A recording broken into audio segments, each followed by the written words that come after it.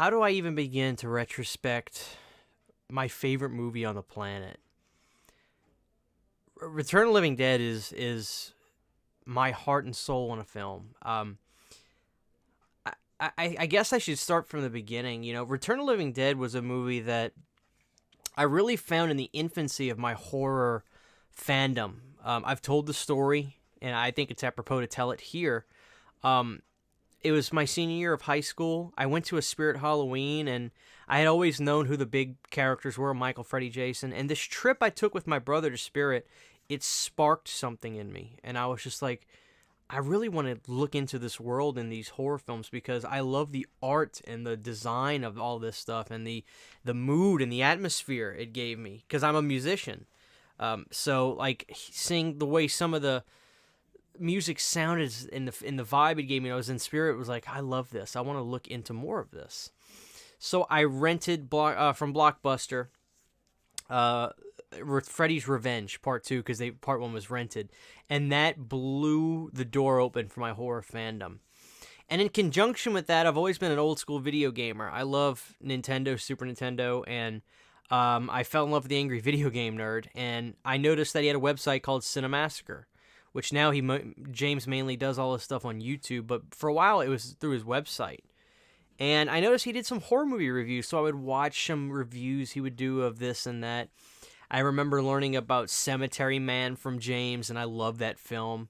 It took me forever to track down the DVD of that. Fright Night was another one that I found from him. I owe a lot to my knowledge of horror in the beginning stages to him because he was the guy I was looking to, to watch some of these classics when he was reviewing them back then. And then he reviewed Return of the Living Dead. So instantly I'm triggering up images of the classic Night of the Living Dead, which I had seen. And because we actually watched it in high school, I remember one time. And I remember watching the review for it, and he really put it over almost specifically to me, talking about the energy of the film and how it's a pseudo film. It's kind of meta in the world because they talk about the actual movie in the movie. And I was like, that sounds interesting. And so I remember I went to FYE and I found a DVD of Return of the Living Dead and I popped it in and I was just over the moon in love with that film. I loved the punk rock characters. I loved the vibe. I loved the pace of that film. I loved the smaller scenes that really tied in the story as to what's going on. Like when you go to this really ritzy house and you see that it's one of the biggest head honchos in the United States Army, and he's talking about, I don't know, Ethel, you know how this goes. We're gonna find these things. I don't know when. He's Christ, Ethel, I don't know. And, just that scene, those small scenes that tie in the story so well. Trioxin. There's a reason for this madness. They explain why these people are rising from the dead, and they gave the movie Night of the Living Dead a purpose in a sense of why the people rose, and that amazing sequence of James Cameron just leaning in and saying, have you ever seen that movie, Night of the Living Dead? And, and Tom Matthews' character is just eating it up and talking about trioxin. That scene where they sit in the office together and they're having the conversation about it sucked me right in because what Dan O'Bannon did so well was put you in Tom Matthews' seat in the film when he's talking to James Cameron. And James Cameron, when he's like, they hid those bodies down here. We got the barrels, all that stuff. It's just, I'm so into that scene. It's done so well. Dan O'Bannon, to me, told this story that transcends just zombie movies. It transcends that genre. The last thing I think about when I watch Return of the Living Dead is a zombie film. And I know that sounds weird. I know it, but when I think about Return of the Living Dead, I think of this amazing, dark comedy tale about a group of kids that are looking for an adventure and get it. And the normal people of society, you've got your boss, Bert Clue Gallagher, and they're running a business and they've got these barrels on accident and they're hidden down there. But James Cameron can't help himself and he's got to go tinker with them. And these elements combine, and they combine so well.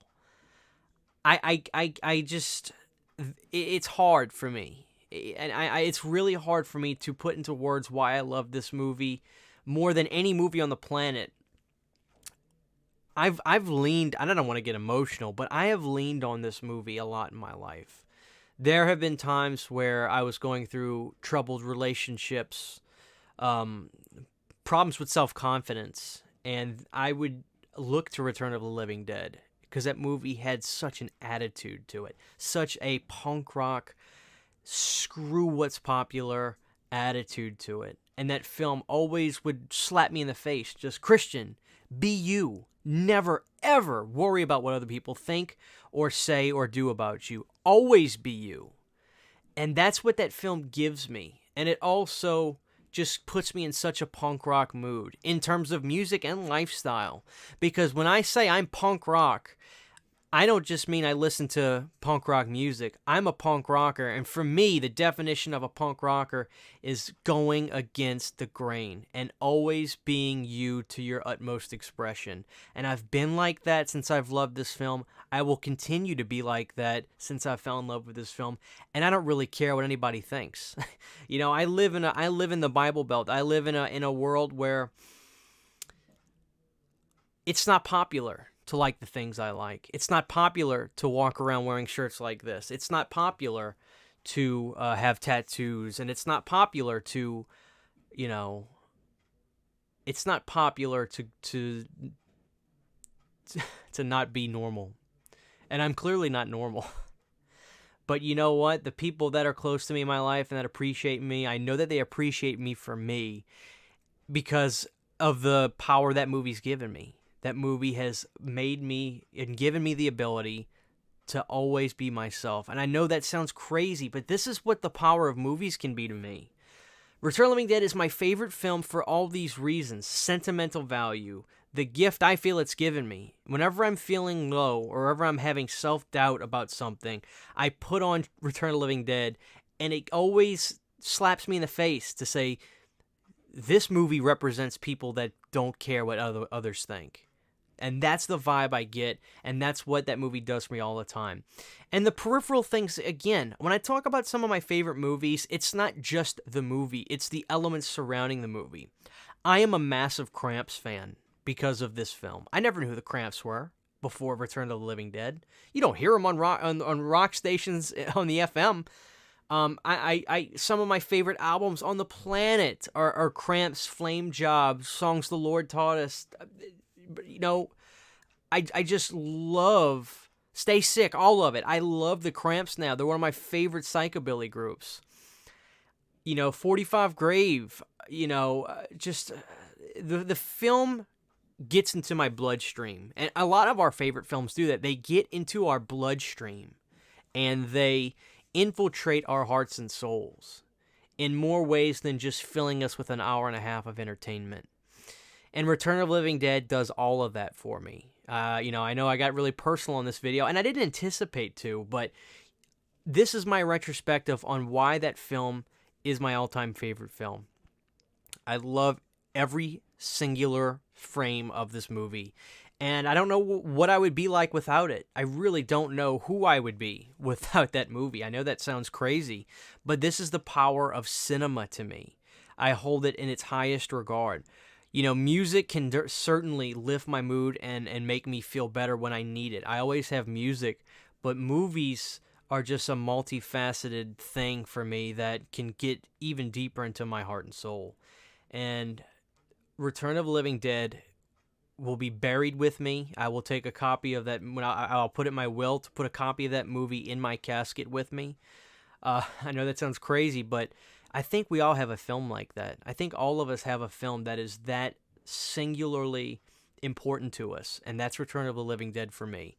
I can promise you, well, I can't really promise that because maybe I'll see another film one day that'll become just as important, and that would be great. But if I had to bet money, I would say that no other film will affect me and motivate me the way Return of the Living Dead does. It's my all-time favorite movie on the planet, and I owe it so much. So I love Return of the Living Dead. So I know I didn't really get too much into the filmmaking of Return of the Living Dead and the behind the scenes, but this is my retrospective on the film in terms of what it's done for me. And I hope it reaches some of you in a way that maybe you can open up to me about what your favorite film is and tell me why. I'd love to know. For now, this is Christian Horror saying I love you guys. Screw what anybody thinks. Always be you.